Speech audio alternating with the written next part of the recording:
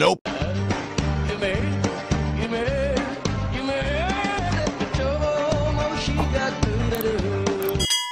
아베 신조의 아버지 아베 신타로는 아들에 대해 정치를 해서는 안 되는 인물이라고 생전에 평가하기도 했습니다. 아베의 친할아버지인 아베가는 일본을 전쟁으로 이끈 도조 히데키 퇴진 운동 등 반전, 평화, 신노동 운동을 펼치며 일본 군국주의에 맞선 평화주의자의 길을 걸어왔고, 아베의 아버지인 아베 신타로는 외무상 시절 한국 및 아시아 국가와의 관계 개선을 추진하며 평화헌법을 옹호한 사람이었습니다. 반면에 아베의 외할아버지는 바로 기시노부스케, 태평양 전쟁의 A급 전범이며 보수 대통합을 추진하여 자민당을 창당한 인물입니다. 그의 못다 이룬 꿈이 바로 평화헌법 개정이었습니다. 아베가 처음 중의원이 되었을 때 당선 소감을 말하는데 바로 일본국 헌법을 개정하기 위해 의원이 됐다라고 말해 화제가 됐습니다. 아베 신타로는 아버지 아베 간의 영향을 받은 정치인이 되지만 기시노부스케의 사위로서의 후광으로 출세 가도를 달리고 외무장관을 거쳐 총리 물망에까지 오르게 됩니다. 아마 최정암으로 사망하지만 않았다면 총리가 되었을 것입니다.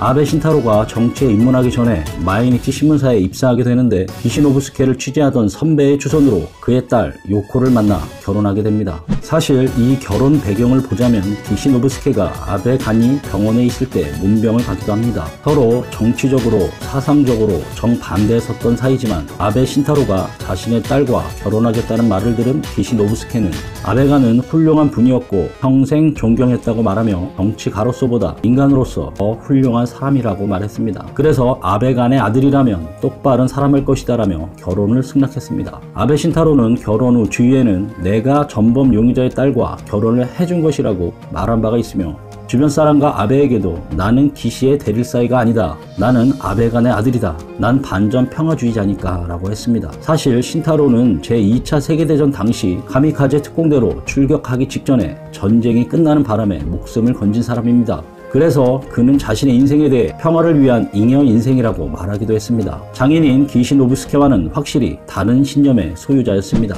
아베의 친할아버지 아베가는 아베가 태어나기 전에 죽게 됩니다. 아베는 친할아버지가 어떤 사람이었는지 잘 알지만 거의 언급하지 않았습니다. 반면에 외할아버지에 대해서는 자주 언급하며 존경과 칭송을 마다하지 않았는데요.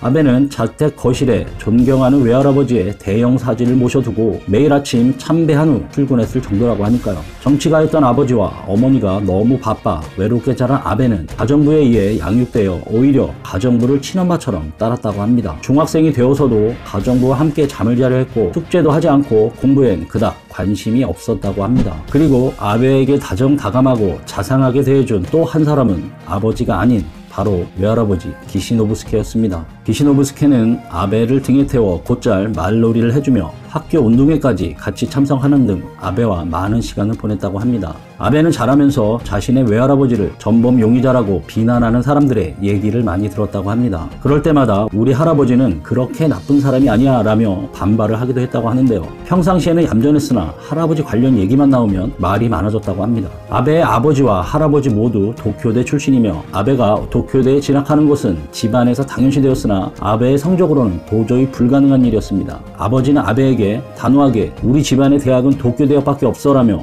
종종 두꺼운 사전으로 머리를 쳤다고 합니다.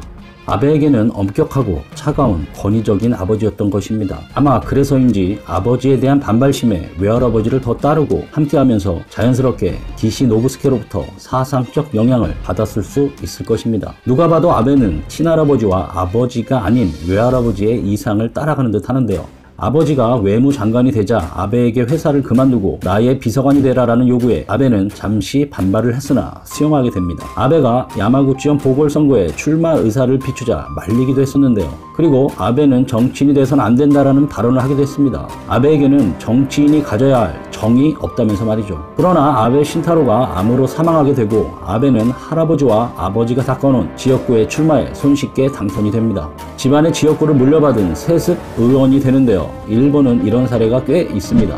이렇게 아베는 정치 명문가 출신 세습 의원으로 정치 인생이 시작됩니다. 하지만 유능하고 똑똑한 여타 정치인들 사이에서 크게 주목받지 못하고 뒷전에 밀려있던 아베에게 결정적 계기가 생기게 됩니다. 그것은 바로 6.1 정상회담. 이 시기는 고이즈미 내각으로 아베가 당시 관방 부장관으로 동행하게 되는데 여기서 아베가 한 칼 하게 됩니다. 북한의 일본인 납치 문제. 일본인 납치 피해자 조사 요구에 북한 측에서 5명이 생존해 있고 8명은 사망했다고 통보를 했는데, 아베는 사망자의 사망 원인 규명과 이에 따른 사죄가 없다면 공동선언에 서명하지 않는 게 좋으며 다리를 박차고 돌아가자고 강경하게 말합니다. 이에 김정일이 유감스러운 일이 있었음을 사죄하고 싶다라고 해 결국 고이즈미 총리는 평양선언에 서명하고 서로 국교 정상화를 위한 노력을 하기로 합니다. 8명의 사망 소식에 일본 사회는 충격을 받았고, 이때 평양에서 아베의 강경 발언이 함께 알려지면서 신뢰할 수 있는 정치인 이미지가 만들어져 버립니다. 그런데 생존해 있는 납치 피해자 5명이 일본에 일시 귀국하게 되는데, 이들을 다시 북한으로 돌려보내야 하는 것에 대한 논란이 벌어지자 정부는 피해자들의 선택에 맡기자라고 했고, 아베는 국가가 책임을 다하지 못해 이런 일이 생긴 거야라며 또 한 번의 강경 주장에 북한은 아베를 납치 아베라며 강하게 비판하지만, 아베는 일본에서 영웅이자 스타가 되어갔습니다. 아베는 정치 명문가의 후광과 국민의 인기를 등에 업고 2003년 2인자인 자민당 간사장, 2005년에 관방 장관에 임명되면서 고이즈미 총리의 강력한 후계자가 됩니다. 그리고 2006년 9월 최연소 총리에 취임하게 됩니다. 제멋대로의 성향과 학력 컴플렉스 때문인지 자신보다 똑똑한 정치인을 측근으로 두고 싶어 하지 않아 역대 내각과 비교하여 도쿄대 출신 강요가 가장 적고, 대신에 코드 인사로 인해 곁에는 아부 충성자들이 많다고 합니다. 외할아버지의 정치적 DNA를 물려받았다는 평가를 받는 아베 총리. 기시노부스케의 60년 전 이루지 못한 꿈인 평화헌법 개정. 그의 외손자인 아베 총리가 NHK와의 인터뷰에서 헌법 개정을 평생 과업이라고 강조하며 아베는 자신을 군국주의자라고 불러도 괜찮다라고 말했습니다.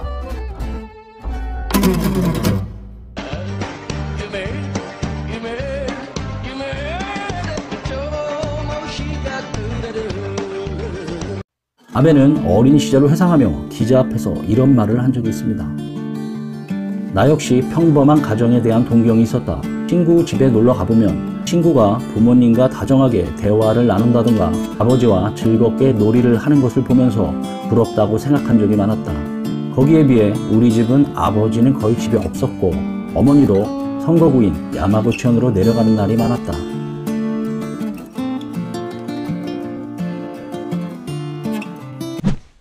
Can't think nothing better than spending my day with you. My life's sunny and better, girl, when I'm with you.